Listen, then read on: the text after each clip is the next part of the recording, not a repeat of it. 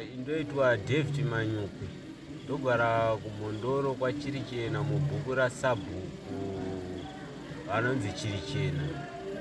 Ndakapiwa pekugara namai vangu. Saka ana sekuru vakati aiwa iwo haufaniri kuramba uchigara paamai, rega tichikupa pako pekunogara unorima ipapo wovaka ipapo. Saka ipapo pandakapiwa nana sekuru ndopange pachirima mumwe murume.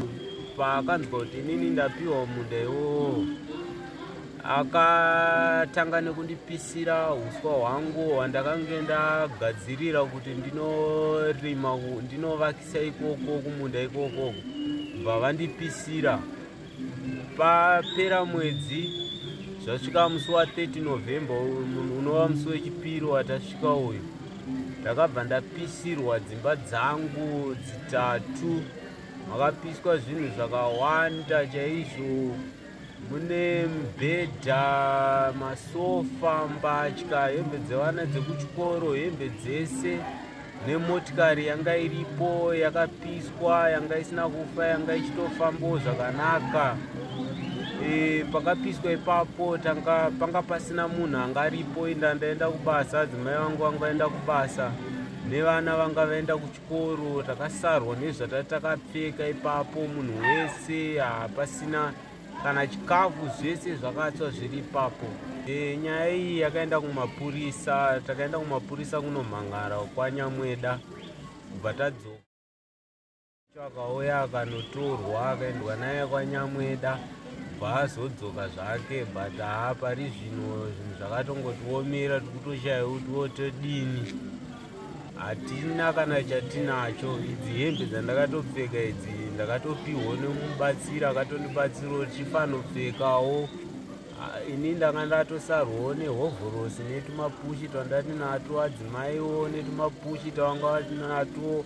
Vaendawo kubasa, vaenda vana vangasarwawo. Pane vana ndo vanga vane hembe dzavangaenda nadzo kuchikoro, ndo dzavanga vasarwa nadzo.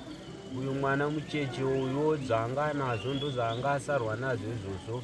Nemumwe ari kusekondariwo zvinhu zvese zvakapfira mumba, anga asina kuenda kusekondari nokuda kwokuti vanoita zvokuti vakaendawo vobva vanzi nhasi muye. Saka musi iwo anga asina kuenda kuchikoro, zvese zvakapfira mumba. Kune vanoda kukubatsirai vangakubatei panhamba dzinoti kudii? Vanondibata pa0773 583436 kana kuti 0776 883690.